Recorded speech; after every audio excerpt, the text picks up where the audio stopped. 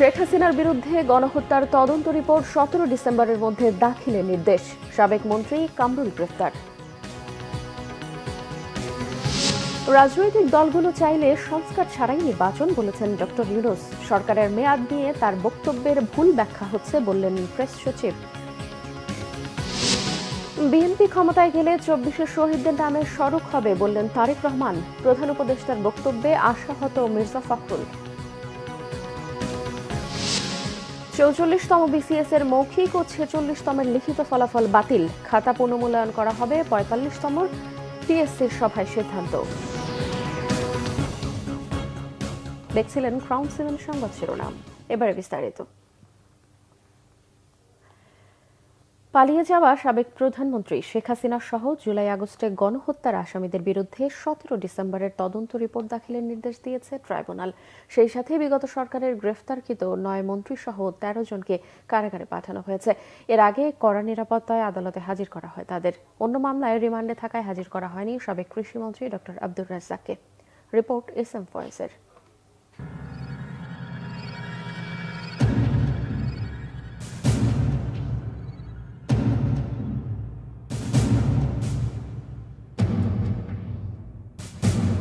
শেখ হাসিনার গড়া আন্তর্জাতিক অপরাধ ট্রাইব্যুনালে তার ক্ষমতাধর মন্ত্রীরা। জুলাই আগস্ট গণহত্যায় আন্তর্জাতিক অপরাধ ট্রাইব্যুনালে হাজির করা হয় পতিত আওয়ামী লীগ সরকারের প্রভাবশালী 9 মন্ত্রীকে। প্রথমে প্রিজন ভ্যান থেকে নামানো হয় সাবেক মন্ত্রী গোলাম দস্তগীর গাজীকে, এরপর সাবেক শিক্ষামন্ত্রী দীপু মনিকে। পরে একে একে নামানো হয় ফারুক খান, শাহজাহান খান, আনিসুল হক, কামাল মজুমদার, রাশেদ খান মেনন, হাসানুল হক ইনু, জোনায়েদ পলক, সালমান এফ রহমান, তৌফিকে আলাই চৌধুরী, সাবেক বিচারপতি শামসুদ্দিন চৌধুরী মানিক ও সাবেক সচিব জাহাঙ্গীর আলমকে। শুনানির শুরুতেই ট্রাইব্যুনালের প্রশ্ন, শেখ হাসিনা কোথায়? জবাবে চিফ প্রসিকিউটর জানান, যথাযথ প্রক্রিয়ায় তাকে ফেরানোর প্রক্রিয়া চলছে, ইন্টারপোলের কাজও চলমান। শেখ হাসিনা তার ব্যাপারে রিপোর্ট এসেছে তিনি দেশের বাইরে পালিয়ে আছেন, ভারতে অবস্থান করছেন। সেজন্য আমাদের পক্ষ থেকে আমরা ফরমাল রিকোয়েস্ট পাঠিয়েছি ইন্টারপোলের কাছে রেড নোটিশের মাধ্যমে, যে তাকে পেলে যেন গ্রেপ্তার করা হয়। ভারতের সাথে সম্পাদিত যে অপরাধীর বহিঃসমর্পণ চুক্তি, সেটার মূলে তাকে ফেরত চাওয়ার জন্য বাংলাদেশ গভর্নমেন্ট চিন্তা করছেন বলে গতকালকে প্রধান উপদেষ্টা তার বক্তব্যে বলেছেন। সুতরাং সেই প্রক্রিয়াতেও বাংলাদেশ যাচ্ছে, এটা আমরা আদালতের কাছে জানিয়েছি। আসামি যারা ছিলেন তাদের সরকার যখন ক্ষমতায় আসে তখন থেকে এই গুম, খুন এবং কনসেন্ট্রেশন ক্যাম্পে নিয়ে নির্যাতনের যে বিভৎসতা আপনারা ইতিমধ্যে জেনেছেন। আমাদের তদন্ত সংস্থা এগুলো আমরা তথ্য পাচ্ছি, বা আপনারা গুম কমিশনের কাছ থেকেও জানতে পেরেছেন যে সেই নির্যাতন ক্যাম্পগুলো কতটা নিষ্ঠুর ছিল। দাবি করা হয় শেখ হাসিনাই জুলাই আগস্ট গণহত্যার কেন্দ্রবিন্দু, 13 জন সহ বাকিরা সহযোগী। একের পর এক গণতান্ত্রিক প্রতিষ্ঠানগুলো ধ্বংস করেছে, নির্বাচন ব্যবস্থাকে ধ্বংস করেছে, শুধুমাত্র একজন ব্যক্তি বা তার পরিবারকে ক্ষমতায় রাখার উদ্দেশ্যে। এটা একটা রাষ্ট্রের যে চেতনা, সেইটার বিরুদ্ধে তারা অবস্থান নিয়েছিলেন, এবং সেটা করতে গিয়ে আজকে প্রধান আসামি ছিলেন শেখ হাসিনা। শুধুমাত্র তাকে রক্ষা করা এবং তাকে ক্ষমতা রাখার জন্য এই অপরাধগুলো সংগঠিত হয়েছে, এবং এই সমস্ত অপরাধের সবচাইতে বড় দায় হচ্ছে শেখ হাসিনার। তারা সবাই মিলে এই অপরাধগুলো সংগঠন করেছেন নৃশংসভাবে। 2000-এর মতো 1500-এর অধিক ছাত্র তরুণ জনতাকে হত্যা করেছেন, 25,000-এর বেশি মানুষকে আহত করেছেন। গোটা বাংলাদেশ জুড়ে নৃশংসতা চালানো হয়েছে, সিভিলিয়ানদেরকে নিষ্ঠুরতম পন্থায় হত্যা করা হয়েছে। আসামিদের সঙ্গে আইনজীবী ও স্বজনের দেখা করার অনুমতিও দিয়েছে ট্রাইব্যুনাল। আমরা যদি এলিগেশনের কপি না পাই তাহলে আমরা কিভাবে ডিফেন্ড করব? এই ডিফেন্ড করার জন্য আমাদের নির্দোষিতা প্রমাণের জন্য বিধি 9(3) অনুসারে এলিগেশনের যে কপি প্রদানের ব্যবস্থা ট্রাইব্যুনাল আইনে করা হয়েছে, সেই আইনের অধীনে আমরা সেই আবেদনটা করেছিলাম, এবং সেই আবেদনটি মঞ্জুর করেছেন মাননীয় ট্রাইব্যুনাল, যে হ্যাঁ, আসামি পক্ষের নিয়োজিত আইনজীবীগণ সুশৃঙ্খলভাবে ডিসিপ্লিনড ওয়েতে ওয়ান আফটার অ্যানাদার কথা বলতে পারবেন, এবং আমরা সে আদেশও পেয়েছি। এই বিচার কাজ দেখতে ট্রাইব্যুনালে দেখা যায় মাওলানা দেলোয়ার হোসেন সাঈদীর ছেলে মাসুদ সাঈদীকে। আজকে ইতিহাসের একটি অংশ হয়ে গেলাম, যে ট্রাইব্যুনালে বসে নিরীহ নির্দোষ মানুষদেরকে অন্যায় আদেশের মাধ্যমে হত্যা করা হয়েছিল। আজকে সেই ট্রাইব্যুনালে আমি এসেছি এটা দেখার জন্য যে কিভাবে ন্যায় প্রতিষ্ঠিত হয়। আর এখানে তো আপনি বলছেন আওয়ামী লীগের হ্যাভিওয়েট নেতা, আমি তাদেরকে আওয়ামী লীগের হ্যাভিওয়েট নেতা বলছি না, এরা আওয়ামী লীগের হ্যাভিওয়েট সন্ত্রাসী। বিচারিক কার্যক্রম শুরু হওয়ায় ট্রাইব্যুনাল এলাকায় ছিল কয়েক স্তরের নিরাপত্তা। প্রবেশরত প্রত্যেকটা গাড়ি আমরা চেক করতেছি, সন্দেহভাজন প্লাস যেগুলো লোকজন আসতেছে যাদের কাছে ব্যাগ আছে, বিভিন্ন কোনো অবৈধ জিনিস আছে না, এগুলো আমরা সমস্ত গাড়ি প্লাস লোকজনকে চেক করে আমরা ঢুকতে দিচ্ছি। সোমবারের বিচার কাজ শেষে একে একে 9 মন্ত্রী সহ মোট 13 জনকে নিয়ে যাওয়া হয় কারাগারে।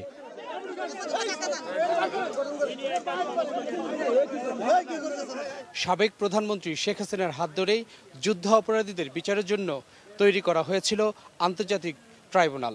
সেই ট্রাইব্যুনালেই বিচার হচ্ছে জুলাই আগস্ট গণহত্যার, যেখানে আসামি সাবেক প্রধানমন্ত্রী শেখ হাসিনা, তার প্রভাবশালী মন্ত্রীরা এবং তার আমলের পুলিশ, আমলা ও সচিবেরা। S M Faiz, Bangla vision, Dhaka. Awami লীগের সভাপতি মণ্ডলীর সদস্য এবং সাবেক খাদ্যমন্ত্রী অ্যাডভোকেট কামরুল ইসলামকে গ্রেফতার করেছে পুলিশ। রাতে রাজধানীর উত্তরার 12 নম্বর সেক্টর থেকে তাকে গ্রেফতার করে গোয়েন্দা পুলিশ। ডিবির অতিরিক্ত পুলিশ কমিশনার রেজাউল করিম মল্লিক গ্রেফতারের বিষয়টি নিশ্চিত করেছেন। তিনি জানান, কামরুল ইসলামের বিরুদ্ধে হত্যাসহ বেশ কয়েকটি মামলা রয়েছে। গ্রেফতারের পর তাকে মিন্টু রোডের ডিবি কার্যালয়ে নেওয়া হয়েছে। মঙ্গলবার তাকে আদালতে হাজির করে রিমান্ডের জন্য আবেদন করা হবে।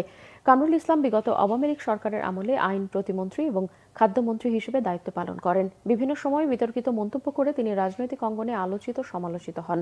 আওয়ামী লীগের সর্বশেষ মেয়াদে তিনি মন্ত্রিসভায় না থাকলেও তাকে দলটির নীতি নির্ধারণী পর্ষদে সভাপতিমণ্ডলীর সদস্য করেছিলেন শেখ হাসিনা। অন্তর্বর্তী সরকারের মেয়াদ 4 বছরের কম হতে পারে বলে জানিয়েছেন অন্তর্বর্তী সরকার প্রধান উপদেষ্টা ডক্টর মোহাম্মদ ইউনূস। জাতিসংঘের জলবায়ু সম্মেলন COP29 এর ফাঁকে আল জাজিরাকে দেয়া এক সাক্ষাৎকারে তিনি এমনটি বলেন। সাক্ষাৎকারে ডক্টর মোহাম্মদ ইউনূসকে বাংলাদেশের সরকারের মেয়াদ, নির্বাচন সহ বেশ কিছু বিষয় নিয়ে প্রশ্ন করা হয়। প্রধান উপদেষ্টা বলেন, পুরো সরকার ব্যবস্থায় সংস্কার চলছে, এমনকি সংবিধানেরও সংস্কার হচ্ছে। তবে জনগণ ও রাজনৈতিক দলগুলো সংস্কার বাদ দিয়ে নির্বাচন চাইলে তাই করা হবে। সরকারের মেয়াদ নিয়ে এক প্রশ্নে ডক্টর ইউনূস বলেন, সাধারণত নিয়মিত সরকারের মেয়াদ 5 বছর হয়। মানুষ সরকারের মেয়াদ আরো কম চায়, এটি 4 বছর করার চেষ্টা চলছে। অন্তর্বর্তী সরকারের মেয়াদ আরো কম হবে। শেখ হাসিনাকে ফিরিয়ে আনা প্রসঙ্গে প্রধান উপদেষ্টা বলেন, আইনি প্রক্রিয়া চলছে, দোষী সাব্যস্ত হলে হাসিনার প্রত্যাবর্তন চাওয়া হবে। আমরা স্থায়ী সরকার নই, নিয়মিত সরকার 5 বছরের হয়। নতুন সংবিধানে সরকারের মেয়াদ সম্ভবত 4 বছর হতে পারে, কারণ মানুষ সরকারের মেয়াদ কম চায়। সুতরাং অন্তর্বর্তী সরকারের মেয়াদ 4 বছর কম হওয়া উচিত। এটা পুরোটা নির্ভর করছে মানুষ কি চায়, রাজনৈতিক দলগুলো কি চায় তার উপরে। যদি রাজনৈতিক দলগুলো চায় সংস্কারের প্রয়োজন নেই, নির্বাচনের প্রয়োজন, তাহলে সেটিই করা হবে। অন্তর্বর্তী সরকারের মেয়াদ 4 বছর হবে এমন কোনো বক্তব্য আল জাজিরাকে দেননি প্রধান উপদেষ্টা ডক্টর মোহাম্মদ ইউনূস। দেশের কিছু গণমাধ্যম ভুল ব্যাখ্যা দেয়া হচ্ছে বলেও দাবি করেছেন প্রেস সচিব শফিকুল আলম। সন্ধ্যায় রাজধানীর ফরেন সার্ভিস একাডেমিতে প্রেস সচিব এসব কথা বলেন। তিনি আরো বলেন, সংসদের মেয়াদ হবে 4 বছর, এই নিয়ে কাজ চলছে। জাতির উদ্দেশ্যে দেয়া ভাষণে নির্বাচন কমিশন নিয়ে সুনির্দিষ্ট রোডম্যাপ রয়েছে বলেও জানান তিনি। সরকার দ্রব্যমূল্য নিয়ন্ত্রণের চেষ্টা করছে বলেও জানান তিনি। প্রেস সচিব আরো জানান, গত বছরের অক্টোবরের চেয়ে এবছর একই সময় আইন শৃঙ্খলা পরিস্থিতি তুলনামূলক ভালো। আইন শৃঙ্খলা পরিস্থিতি উন্নতির দিকে বলেও দাবি করেন তিনি।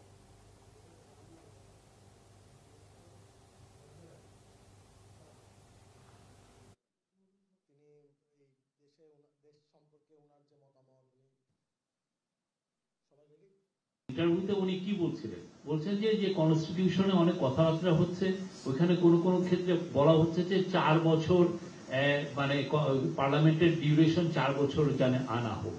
আপনার এই পরিপ্রেক্ষিতে হচ্ছে, এটা কিন্তু এই কেয়ারটেকার মানে ইন্টারিম গভর্নমেন্টের ইয়েতে না। তখন ওনাকে যখন এটা জিজ্ঞেস করলো যে আপনার ক্ষেত্রে কি 4 বছর নাকি এই টাইপের, আপনি ভালো মতো করে শুনেন।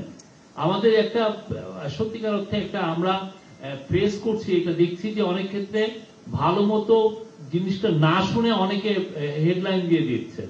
আমার কথা আপনারা একটু শুনেন। তারপর বলছেন যে 4 বছরের কম, তারপরের কোশ্চেনটা উনি বলছেন যে আরো আপনি দেখেন না, পুরোটা ক্লিয়ার করা হয়েছে, এখানে 4 বছরের কথা কিন্তু বলা হয় নাই। টিআইবি নির্বাহী পরিচালক ডক্টর ইফতেখারুজ্জামান বলেছেন, অন্তর্বর্তী সরকারের রোডম্যাপ বা কোনো কৌশল নেই। অন্তর্বর্তী সরকারের 100 দিনের কার্যক্রম নিয়ে সকালে এক পর্যবেক্ষণ প্রতিবেদন প্রকাশ করে টিআইবি। সেখানে রাজনৈতিক দলকে নিষিদ্ধ ঘোষণা, নিষেধাজ্ঞা প্রত্যাহার, জাতীয় দিবস পালন না করার সিদ্ধান্তের সমালোচনাও করেছে টিআইবি। বাজার নিয়ন্ত্রণে প্রত্যাশিত ভূমিকা পালিত হয়নি, সিন্ডিকেট রয়ে গেছে বলেও উঠে আসে টিআইবির পর্যবেক্ষণ প্রতিবেদনে। এছাড়াও বাংলাদেশকে নিয়ে বিতর্কিত উপস্থাপন ও শেখ হাসিনা সহ অন্য আওয়ামী লীগ নেতাদের আশ্রয় দেওয়ার বিষয়ে ভারতের ভাবমূর্তি ক্ষুণ্ণ করেছে বলেও মন্তব্য করেছেন টিআইবির নির্বাহী পরিচালক।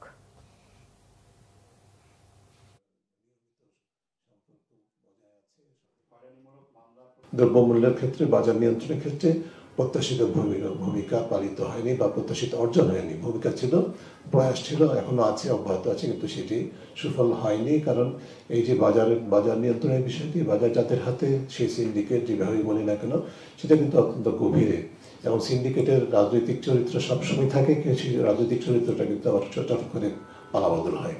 সেই কারণে কিন্তু একটা ব্যক্তির পরিবর্তনের সাথে সাথে এই ধরনের ক্ষেত্রে পরিবর্তন, ইতিবাচক পরিবর্তন, সুফল জনগণের কাছে পৌঁছানো কঠিন হয়। বিএনপির ভারপ্রাপ্ত চেয়ারম্যান তারেক রহমান বলেছেন, তার দল ক্ষমতায় গেলে 24-এর গণ অভ্যুত্থানের শহীদদের নামে সড়কের নামকরণ করা হবে। আন্দোলনে আহত ও পঙ্গুত্ব বরণকারীদের চিকিৎসায় সর্বোচ্চ গুরুত্ব দেওয়ার প্রতিশ্রুতিও দিয়েছেন তিনি। মুহিবুল্লাহ মুহিবের রিপোর্টে বিস্তারিত। 24-এর গণ আন্দোলনে পুলিশ ও আওয়ামী সন্ত্রাসীদের হাতে গুলিবিদ্ধ হয়ে পঙ্গুত্ব বরণকারীদের জন্য হুইল চেয়ার হস্তান্তর অনুষ্ঠানের আয়োজন করে আমরা বিএনপি পরিবার।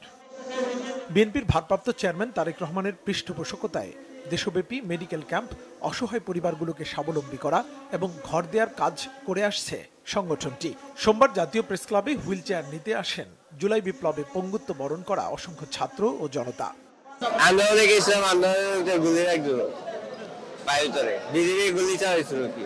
আমি এখান থেকে একটা হুইল চেয়ার পেয়েছি, আমার অনেক ভালো লাগছে। খুব ভালো লাগছে, মন আনন্দ খুব। আমাদের প্রতিবন্ধী লোক আমাদের সহযোগিতা করলে আমরা আল্লাহর কাছে দোয়া করি, তারও দোয়া করি। যুক্তরাজ্য থেকে অনুষ্ঠানে ভার্চুয়ালি যুক্ত হয়ে বক্তব্য রাখেন বিএনপির ভারপ্রাপ্ত চেয়ারম্যান। বিএনপি ক্ষমতায় এলে স্বৈরাচার পতন আন্দোলনে হতাহতের পাশে থাকার অঙ্গীকার করেন তিনি।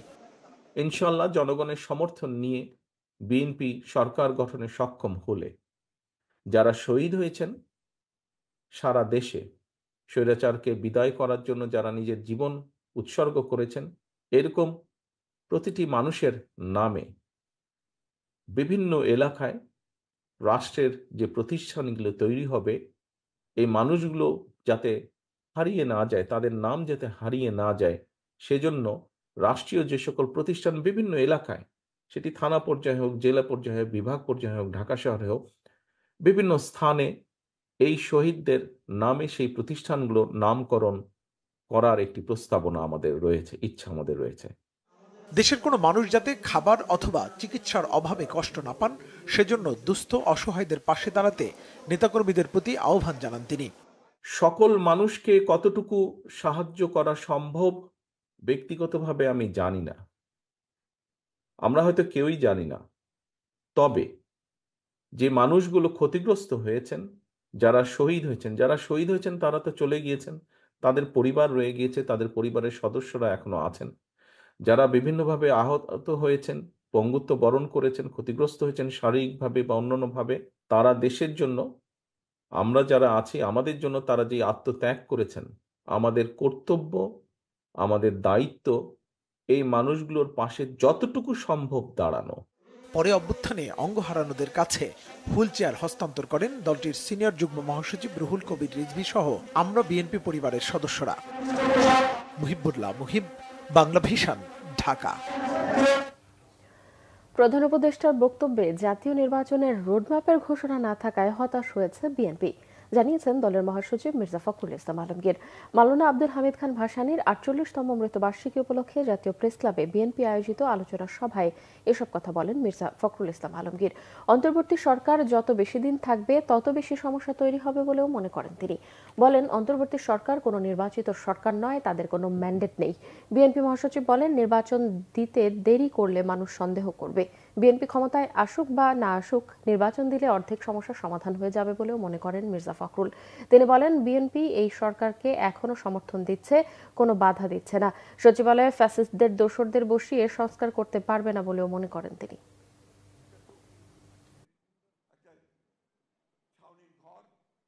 কালকে আমাদের প্রধান উপদেষ্টা মহোদয় একটা 100 দিনের পূর্তির বক্তব্য রেখেছেন, ভালো হয়েছে, অনেকেই আশান্বিত হয়েছে, আমি একটু আশাহত হয়েছি।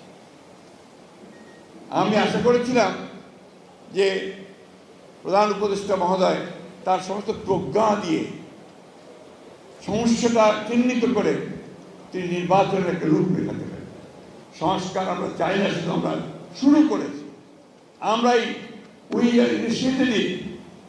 সংস্কার অবশ্যই চাই এবং সংস্কার আমরা করব। আপনারা দয়া করে জিনিসটাকে যেভাবে করলে সবচেয়ে সুন্দর হয়, সকলের কাছে গ্রহণযোগ্য হয়, সেইভাবে এগিয়ে যান। 3 BCS এর ব্যাপারে কঠোর সিদ্ধান্ত নিয়েছে সরকারি কর্ম কমিশন পিএসসি। নবগঠিত কমিশনের প্রথম বৈঠকে বাতিল করা হলো 44তম BCS এর মৌখিক এবং 46তম BCS এর লিখিত পরীক্ষা, আর পুনর্মূল্যায়ন করা হবে 45তম BCS এর লিখিত পরীক্ষা। প্রশ্ন ফাঁস, মন্ত্রীদের সুপারিশে ক্যাডার নিয়োগ সহ বিভিন্ন অনিয়ম দুর্নীতির অভিযোগে গত জুলাইয়ে সমালোচনার মুখে পড়ে সরকারি কর্ম কমিশন পিএসসি। সোহরাব হোসেনের নেতৃত্বাধীন কমিশনের পদত্যাগের পর দায়িত্ব গ্রহণ করেছে অধ্যাপক ডক্টর মোবাশ্বের মোমেনের নেতৃত্বাধীন কমিশন। প্রথম সভাতেই আলোচিত 44, 45 ও 46তম BCS নিয়ে কঠোর সিদ্ধান্ত নিয়েছে এই কমিশন। পিএসসির সিদ্ধান্ত অনুযায়ী 44তম BCS এর অনুষ্ঠিত সব মৌখিক পরীক্ষা বাতিল করা হয়েছে। 45তম BCS এর খাতা মূল্যায়ন শেষ দিকে থাকলেও তা আবারও তৃতীয় পরীক্ষকের কাছে পাঠানো হবে। এছাড়াও 46তম BCS এর প্রিলিমিনারিতে বৈষম্য দূর করে পুনরায় ফল প্রকাশ করবে পিএসসি। 44তম BCS এর লিখিত পরীক্ষায় উত্তীর্ণ 11,732 জন প্রার্থীর মধ্যে 3,930 জন প্রার্থীর মৌখিক পরীক্ষা গত 18 জুলাই পর্যন্ত অনুষ্ঠিত হয়েছিল। গত 25 আগস্ট মৌখিক পরীক্ষা স্থগিত করা হয়।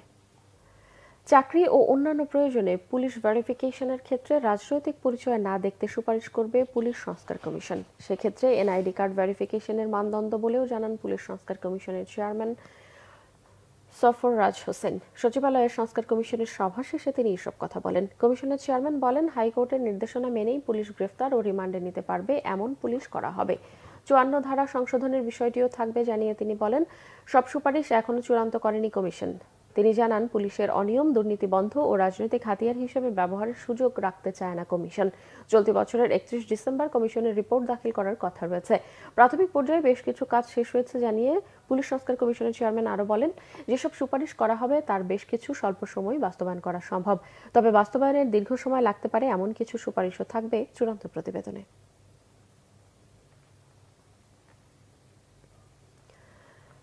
ছাপার মতোই হাতে কোরআন লিখে আলোড়ন সৃষ্টি করেছেন দিনাজপুরের চিরির বন্দরের স্কুল ছাত্রী সোমা আক্তার। তার এই অসামান্য কীর্তিতে অভিভূত এলাকাবাসী। হাতে লেখা কোরআন শরীফ কিনতে অর্ডার আসছে সৌদি আরব থেকেও। সুব্রত মজুমদার ডলারের তথ্য ছবিতে ডেস্ক রিপোর্ট। আউযু বিল্লাহি মিনাশ শাইতানির রাজীম। সহপাঠীরা যখন মোবাইল ও খেলাধুলা নিয়ে ব্যস্ত, তখন গভীর মনোযোগে কোরআন লেখেন স্কুল পড়ুয়া সোমা। কারো কাছে তামিল ছাড়াই 8 মাসে নির্ভুলভাবে পুরা কোরআন শরীফ লিখেছেন সোমা। দেখে মনে হবে ছাপানো। চিরিরবন্দর উপজেলা সদরের মাছপাড়া গ্রামের দিনমজুর আমিনুল ইসলামের মেয়ে সোমা। পড়েন চিরিরবন্দর সরকারি মডেল পাইলট উচ্চ বিদ্যালয়ের 9ম শ্রেণীতে। ছোটবেলা থেকেই আগ্রহ সুন্দর হাতের লেখার চর্চা আর আরবি ক্যালিগ্রাফি আর্ট।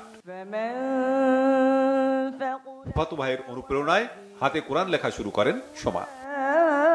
এটা লিখতে আসলে অনেক একটা শান্তির বিষয় আছে, অনেক মানে শান্তি লাগবে যখন লেখাটা শেষ হবে, অনেক খুশির একটা বিষয়। আলহামদুলিল্লাহ আমি এখন অনেক খুশি। একদিন রাতে ঠিক এভাবে ছোট সূরাগুলাই লিখছিলাম, তখন আমার এক ভাই আসে আমাকে বলে যে তুমি তো সূরাই লিখো, তাহলে তুমি কোরআন লিখতে পারো, তুমি কোরআন লিখো। তো তার এই কথায় আমি অনুপ্রাণিত হয়ে আমি ঠিক লেখা শুরু করে দিই। তো এখন যদি আমাকে কেউ এসে বলে, আমার লেখা দেখে যদি আবেদন করে যে তুমি এটা আমাকে দাও, আমিও নিব তোমার কোরআন, তো আমিও তাকে সময় দিলে আমি তাকে লিখে দিতে পারবো কোরআনটা। আমি সময় দিই প্রায় 2 ঘন্টা 3 ঘন্টা সকালে দেই, আবার যেদিন স্কুল যাই সকালে তখন মনে করেন সকালে দেই, আবার যখন স্কুল যাই স্কুল থেকে এসে বিকালে রাতে করি। বিসমিল্লাহির রহমানির রহিম। এক সৌদি প্রবাসীকে সোমা তার হাতের লেখা 6টি কোরআন শরীফ দিয়েছেন। সৌদি থেকে এক ছেলে কোরআনের অর্ডার দিছে, লেখা দেখে পছন্দ হয়েছে, তখন 6টা কোরআনের অর্ডার দিয়ে দিছে। ওই 6টা কোরআনের যত কিছু সব কিছু ওই ছেলেটাই দিছে। আর ওই কোরআন গেলে আমরা লেখার পর আমরা 3 জায়গায় যাচাই বাছাই করছি, ভুল ত্রুটি, হাতের লেখা মানুষ না মানতেই ভুল বলা যায় না, ওই জন্য আমরা হুজুরদের দিয়ে আমরা যাচাই বাছাই করে নিছি। সোমার এই প্রতিভায় মুগ্ধ এলাকার মানুষ, খুশি স্বজন ও সহপাঠীরা। সাধারণ কোরআন পড়ি যে কোরআনটা লিখছে এটা অনেক মানে শৈলীর উপর আমার আছে।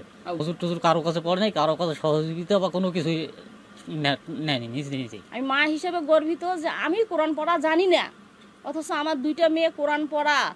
আমার মেয়েরা যত বড় হয়েছে, আমার মেয়েদের কেউ কোনো দিন চুল দেখতে পায়নি। 30 পারা কোরআন লিখতে তার 49টি কলম এবং A4 সাইজের 659টি কাগজ লাগে। Bangla vision news desk. Global টি20 ক্রিকেট।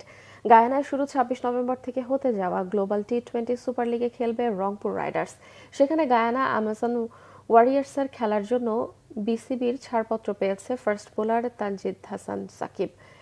টি20 ক্রিকেটে এই প্রথম ফ্র্যাঞ্চাইজি দলগুলোকে নিয়ে হচ্ছে গ্লোবাল টুর্নামেন্ট। সেখানে খেলছে 5 দেশের 5টি দল। এই টুর্নামেন্টে বিভিন্ন দেশের চ্যাম্পিয়ন দলগুলো খেলছে। সেখানে বাংলাদেশ থেকে অংশ নিচ্ছে বিপিএল এর সাবেক চ্যাম্পিয়ন দল রংপুর রাইডার্সও। তবে এবারের টুর্নামেন্টে বাংলাদেশের হয়ে খেলার সুযোগ পেয়েছেন তানজিম হাসান সাকিব। ক্যারিবিয়ান লিগের দল গায়ানা আমাজন ওয়ারিয়র্সের হয়ে খেলবেন তানজিম সাকিব। যদিও ইনজুরির কারণে তার খেলার অনিশ্চয়তা ছিল, সেজন্য বিসিবির ফিটনেস টেস্টের মুখোমুখি হতে হয়েছে তাকে। সোমবার ফিটনেস টেস্টে পাশ করায় মেডিকেল রিপোর্টের পরই পেয়েছেন বোর্ডের ছাড়পত্র। অবশ্য রবিবার অনুশীলনে বল করে নিজেকে ফিট প্রমাণের চেষ্টা করেছেন তানজিম সাকিব। যদিও বিসিবির প্রধান চিকিৎসক দেবাশিস চৌধুরী জানিয়েছেন রবিবার বোলিং করলেও তিনি 80% ফিট, তবে 2-1 দিনের মধ্যেই পুরোপুরি ফিট হয়ে যাবেন। গ্লোবাল সুপার লিগ খেলতে 22 নভেম্বর ওয়েস্ট ইন্ডিজের উদ্দেশ্যে দেশ ছাড়বেন এই পেসার। 26 নভেম্বর শুরু হবে গ্লোবাল সুপার লিগ। সংবাদ শেষ করব ক্রাউন সিমের শিরোনামগুলো আরও একবার জানিয়ে। শেখ হাসিনার বিরুদ্ধে গণহত্যার তদন্ত রিপোর্ট 17 ডিসেম্বরের মধ্যে দাখিলের নির্দেশ, সাবেক মন্ত্রী কামরুল গ্রেফতার। রাজনৈতিক দলগুলো চাইলে সংস্কার ছাড়াই নির্বাচন, বলেছেন ডক্টর ইউনূস। সরকারের মেয়াদ নিয়ে তার বক্তব্যের ভুল ব্যাখ্যা হচ্ছে বললেন প্রেস সচিব। বিএনপি ক্ষমতায় গেলে 24 শহীদদের নামে সড়ক হবে বললেন তারেক রহমান। প্রধান উপদেষ্টার বক্তব্যে আশাহত মির্জা ফখরুল। 44তম বিসিএস এর মৌখিক ও 46তমের লিখিত ফলাফল বাতিল। খাতা পুনর্মূল্যায়ন করা হবে 45তমের, পিএসসির সভায় সিদ্ধান্ত। দর্শক, এই ছিল এখনকার মতো। পরের সংবাদ সকাল 10টায়, এর আগে সকাল 9টায় রয়েছে নিউজ টপ 10।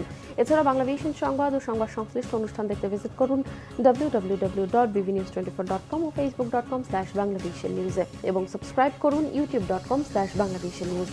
এতক্ষণ সঙ্গে থাকায় ধন্যবাদ সবাই।